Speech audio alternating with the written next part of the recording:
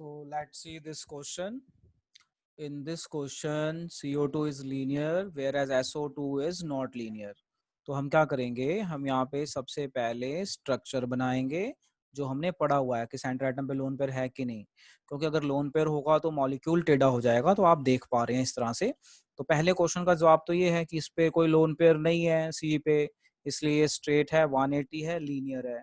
But SO2 को अगर हम देखें तो एक लोन पेयर है जो बॉन्ड नहीं बना रहा, तो इसकी एक्सपेक्टेड शेप ट्राइगनल प्लेनर होनी थी, बट लोन पेयर के कारण ये बन गया आपका V shape molecule.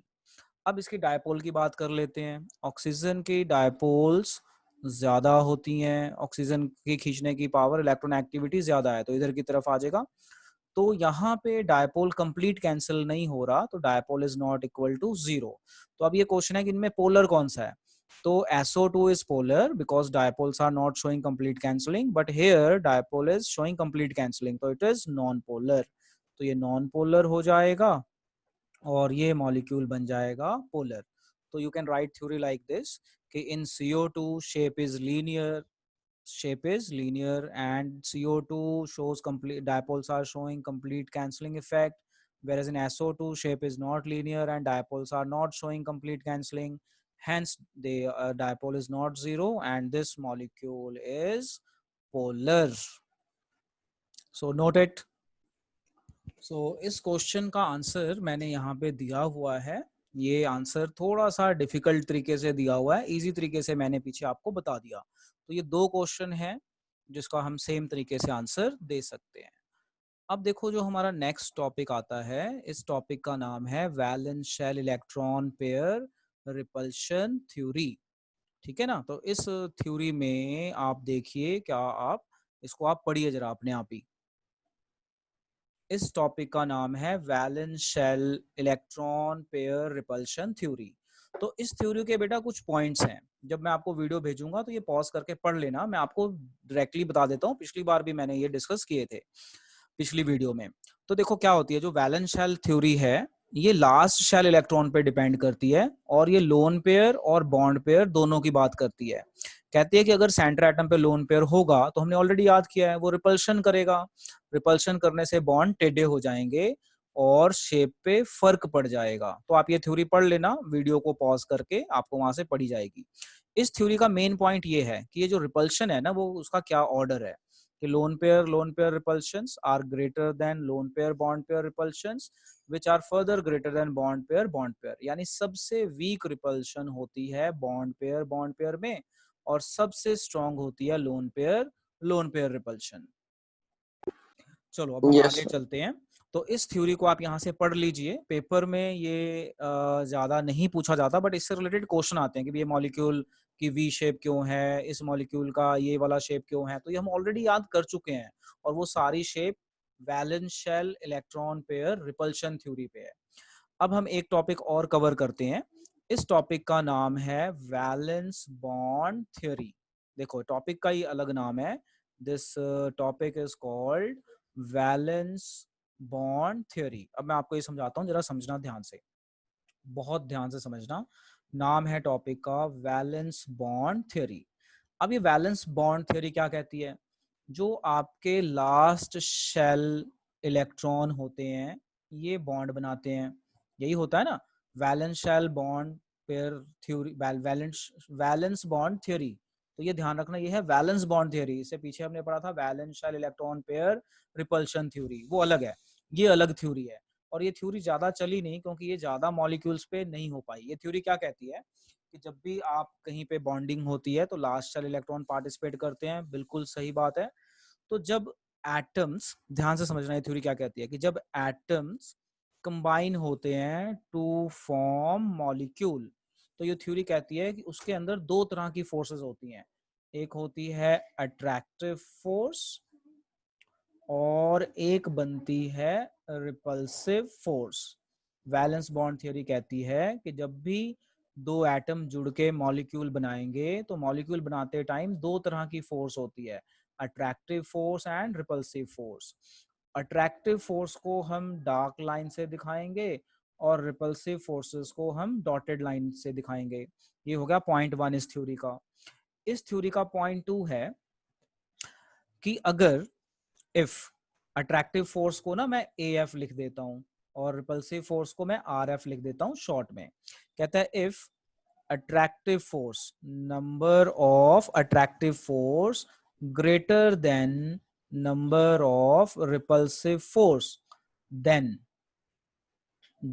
molecule is formed। ये कहता है कि ये कंसेप्ट याद में रखो कि अगर जब एटम कंबाइन करते हैं मॉलिक्यूल बनाने के लिए तो उसमें दो तरह की फोर्स होते हैं, attractive force and repulsive force.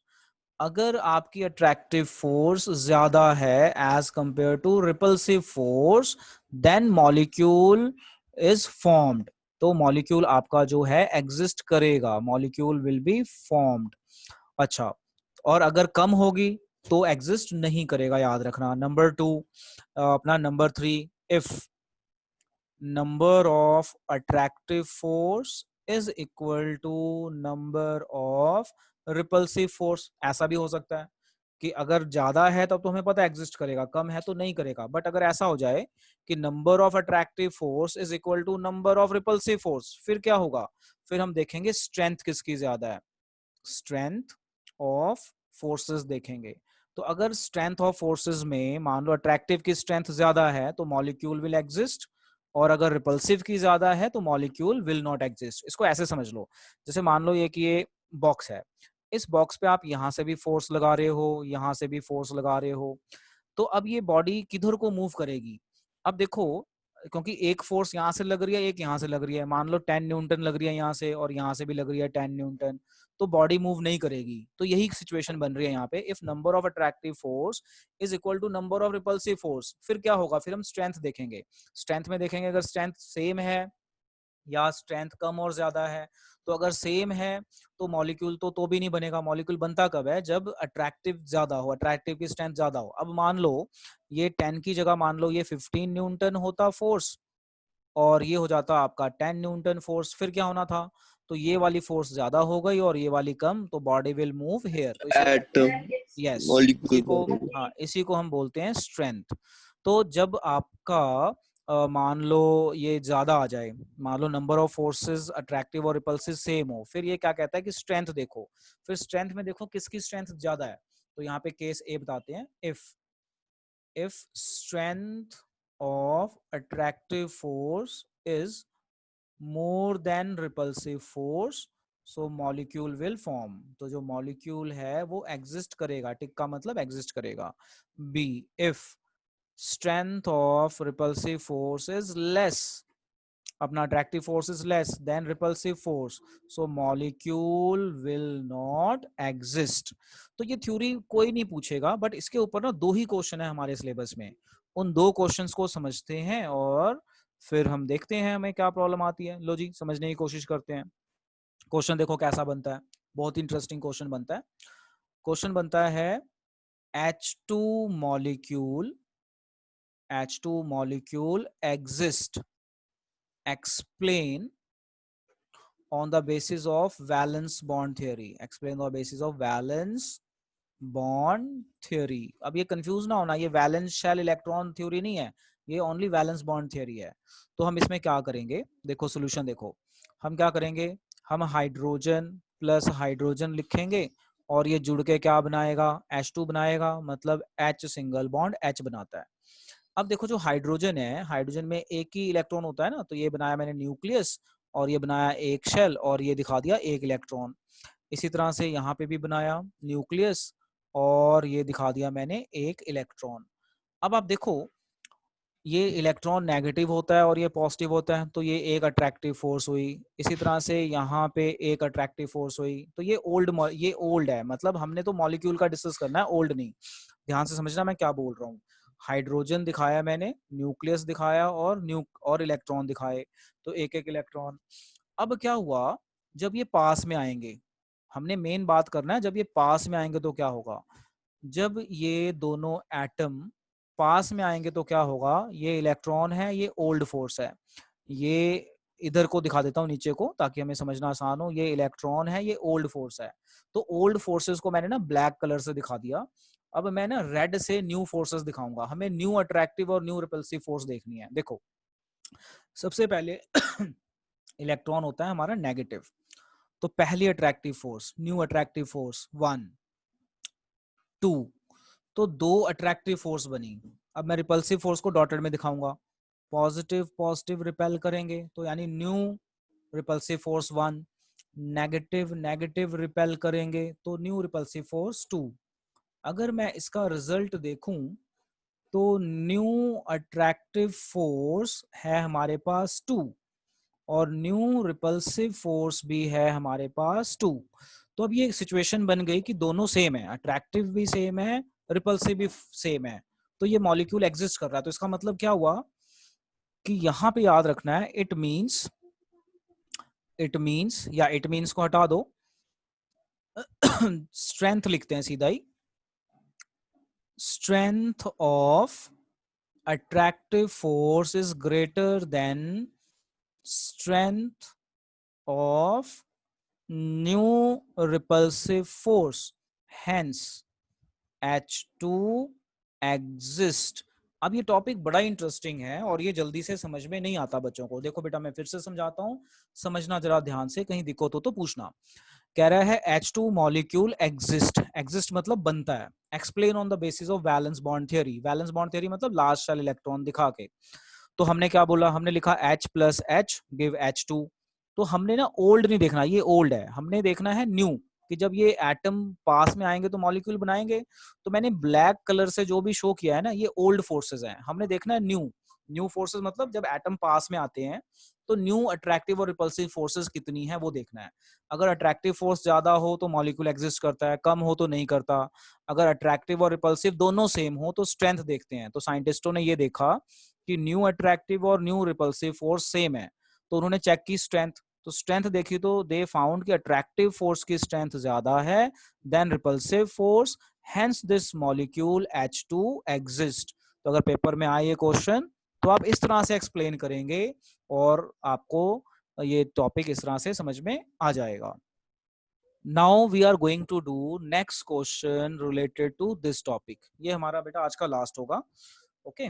तो अब ये बड़ा इंटरेस्टिंग क्वेश्चन है अगला भी, कि He2 does not exist, He2 does not exist, explain on the basis of valence bond theory, explain on the basis of valence bond theory। लो अब इसको समझना ध्यान से, He plus He will give you He2।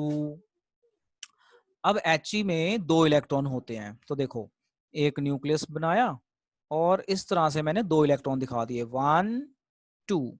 ये हो गई आपकी old attractive force और ये हो गई ओल्ड रिपल्सिव फोर्स। इसी तरह से एक और हीलियम दिखाया और इसके भी मैंने इलेक्ट्रॉन दिखा दिए दो, तो ये हो गई आपकी ओल्ड अट्रैक्टिव और ओल्ड रिपल्सिव फोर्स। अब यहाँ पे जब ये दोनों पास आएंगे तो ये एग्जिस्ट करेंगे नहीं करेंगे, तो उसको मैं ब्लू कलर से दिखाता हूँ, जो ओल्ड है ना, चाहे ब्लैक से दिखा देता हूँ आपको मैं। ओल्ड फोर्सेस, क्योंकि हमारा ओल्ड फोर्सेस के साथ कोई कंसर्न नहीं है, हमारा कंसर्न है कि जो न्यू अट्रैक्टिव और रिपल्सिव फोर्सेस बनेंगी। तो देखो ये हो गया हीलियम का न्यूक्लियस, हीलियम का न्यूक्लियस, हीलियम के शेल में दो इलेक्ट्रॉन होते हैं, तो ये दो इलेक्ट्रॉन दिखा दिए मैंने यहाँ पे इस तरीके से। और ये ओल्ड अट्रैक्टिव और ये ओल्ड रिपल्सिव फोर्स मैंने दिखा दी ब्लैक कलर से। तो हमें ओल्ड फोर्सेस से कुछ नहीं लेना, हमें न्यू फोर्सेस का देखना है। तो मैं न्यू अट्रैक्टिव फोर्सेस और रिपल्सिव फोर्सेस को रेड कलर से दिखा रहा हूं। देखो ये इलेक्ट्रॉन है, ये इलेक्ट्रॉन है, तो ये पहली रिपल्सिव फोर्स, न्यूक्लियस न्यूक्लियस को रिपेल करेगा, ये हो गई आपकी दूसरी रिपल्सिव फोर्स। ये इलेक्ट्रॉन इस इलेक्ट्रॉन को रिपेल करेगा, ये हो गई आपकी तीसरी रिपल्सिव फोर्स। ये इलेक्ट्रॉन इस इलेक्ट्रॉन को रिपेल कर सकता है, तो ये हो गई आपकी चौथी रिपल्सिव फोर्स। ये वाला इलेक्ट्रॉन इस इलेक्ट्रॉन को भी रिपेल कर सकता है, तो ये हो गई आपकी 5 रिपल्सिव फोर्सेस। यानी जो आपकी रिपल्सिव फोर्स है ये है 5। अब अट्रैक्टिव फोर्स को हम ग्रीन कलर से दिखा देते हैं, न्यू अट्रैक्टिव फोर्स। हम ये बात कर रहे हैं न्यू रिपल्सिव फोर्स, अब हम बात करेंगे न्यू अट्रैक्टिव फोर्स, और ये हमने डॉटेड में दिखाई है। अब न्यू अट्रैक्टिव फोर्स देखते हैं। तो अट्रैक्टिव कौन सी होगी? ये इलेक्ट्रॉन और ये पॉजिटिव अट्रैक्ट करेंगे, तो वन अट्रैक्टिव फोर्स। इसी तरह से सेकंड अट्रैक्टिव फोर्स, इसी तरह से थर्ड अट्रैक्टिव फोर्स, और इसी तरह से फोर्थ अट्रैक्टिव फोर्स। चार के अलावा कोई और इसमें पॉसिबल नहीं है। तो यहाँ पे चार अट्रैक्टिव फोर्स बनी और पांच रिपल्सिव फोर्स बनी। तो ये मॉलिक्यूल एग्जिस्ट करना चाहिए या नहीं करना चाहिए, बताओ।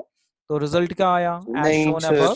यस, एज शोन अबव कि नंबर सर ऑफ, एक मिनट सर। हाँ, number of repulsive forces are greater than number of new attractive forces. New word use करना जरूरी है, new and new. Hence He2 does not exist, hence He2 does not exist। बस हमने ये बेटा इतना ही करना था इसमें। अब एक बार मैं आपको दोबारा समझा देता हूँ सारी चीजें, ताकि आपको समझ में आ जाए, क्योंकि हमारे बीच में नेट की काफी प्रॉब्लम आई है। लो देखो, टॉपिक का नाम है वैलेंस बॉन्ड थ्योरी। अब मैं यहाँ पे दोबारा से बता दूं, इससे पहले हमने पढ़ा था valence shell electron pair repulsion theory. ये अलग है टॉपिक, ये टॉपिक अलग है, ये टॉपिक अलग है। ये टॉपिक ज्यादा मॉलिक्यूल्स पे एप्लीकेबल नहीं है, ये वाला मोस्टली सब पे एप्लीकेबल है। ये टॉपिक फेल हो गया था बाद में, क्योंकि इसने दो ही मॉलिक्यूल एक्सप्लेन किए, H2 और He2, बाकी मॉलिक्यूल को एक्सप्लेन नहीं कर पाया। ये थ्योरी कहता है कि जब भी एटम्स कंबाइन होके मॉलिक्यूल बनाएंगे, तो उनमें दो फोर्सेस आती हैं, attractive force and repulsive force. तो हमने चेक करना है कि जो new number of attractive forces हैं, अगर वो ज्यादा है रिपल्सिव से, न्यू रिपल्सिव से, तो मॉलिक्यूल एग्जिस्ट करेगा, नहीं तो नहीं करेगा। ये कहता है कि अगर आपकी attractive forces, new attractive forces और न्यू रिपल्सिव फोर्सेस का नंबर सेम है, तो फिर हम स्ट्रेंथ चेक करेंगे। अगर स्ट्रेंथ सेम है तो भी मॉलिक्यूल एग्जिस्ट नहीं करेगा, क्योंकि ज्यादा होना चाहिए अट्रैक्टिव का। बट अगर मान लो अट्रैक्टिव का स्ट्रेंथ ज्यादा है तो मॉलिक्यूल एग्जिस्ट करेगा, नहीं है तो नहीं करेगा। तो ये मोटी मोटी थ्योरी है, जो बहुत छोटी सी थ्योरी है, जो सिर्फ दो मॉलिक्यूल को एक्सप्लेन करती है, H2 और He2। अब इस पे पहला क्वेश्चन बनता है कि H2 exist, explain on the basis of valence bond theory. तो हम क्या करेंगे, हम पहले एटम्स दिखाएंगे, फिर हम मॉलिक्यूल दिखाएंगे, फिर हम इनको ना पास आते हुए दिखाएंगे। हम ओल्ड फोर्सेस को किसी और कलर से शो करेंगे हमेशा, और न्यू फोर्सेस को आप किसी और कलर से शो करेंगे। जैसे आप अपनी कॉपी में ब्लैक और ब्लू पेन यूज कर सकते हैं, रेड भी कर सकते हैं। तो हम यहाँ पे बताएंगे कि जो न्यू अट्रैक्टिव फोर्स है और जो न्यू रिपल्सिव फोर्स है वो सेम थी हाइड्रोजन में। तो साइंटिस्टों ने देखा कि स्ट्रेंथ जो है वो अट्रैक्टिव की ज्यादा थी, इसलिए H2 एग्जिस्ट करता है। और आपको पता है ना, H2 मॉलिक्यूल एग्जिस्ट करता भी है। तो क्यों करता है? क्योंकि उसकी अट्रैक्टिव फोर्स की पावर ज्यादा है देन रिपल्सिव। कि अट्रैक्टिव फोर्स होगी मान लो 15 न्यूटन, और जो आपकी रिपल्सिव होगी वो 10 न्यूटन होगी। तो इसको कहते हैं स्ट्रेंथ। नंबर सेम है, बट उसकी जो स्ट्रेंथ है वो अलग अलग है। फिर अगला क्वेश्चन आता है He2 पे, जो बहुत ही इंपॉर्टेंट है, पेपर में बहुत बार आता है कि He2 does not exist, explain on the basis of valence bond theory. तो इसमें भी हम ऐसे ही करेंगे, He बनाएंगे, फिर He2 बनाएंगे, फिर हम पहले ओल्ड अट्रैक्टिव और रिपल्सिव फोर्सेस दिखाएंगे, फिर न्यू दिखाएंगे। न्यू को हम रेड और ग्रीन से दिखा रहे हैं यहाँ पे, और हमारा न्यू के साथ ही कंसर्न है। तो यहाँ पे बच्चे ना जनरली कंफ्यूज होते हैं स्ट्रक्चर बनाने में, बट बाय प्रैक्टिस आप कर लेंगे। तो जब हमने ये स्ट्रक्चर बनाई, तो हमने देखा कि जो हमारी न्यू अट्रैक्टिव फोर्स है वो है 4, और हमारी न्यू रिपल्सिव फोर्स है वो है 5। मैंने रेड और ग्रीन कलर से दिखाया, ओल्ड नहीं देखना, ब्लैक कलर वाला नहीं देखना। तो अब यहाँ पे क्लियर हो जाता है एकदम कि रिपल्सिव फोर्स कम है, मतलब ज्यादा है, और अट्रैक्टिव फोर्स कम है, इसलिए He2 मॉलिक्यूल एग्जिस्ट नहीं करता। तो ये था हमारा वैलेंस बॉन्ड थ्योरी के ऊपर टॉपिक। अब आप इसे याद कीजिए।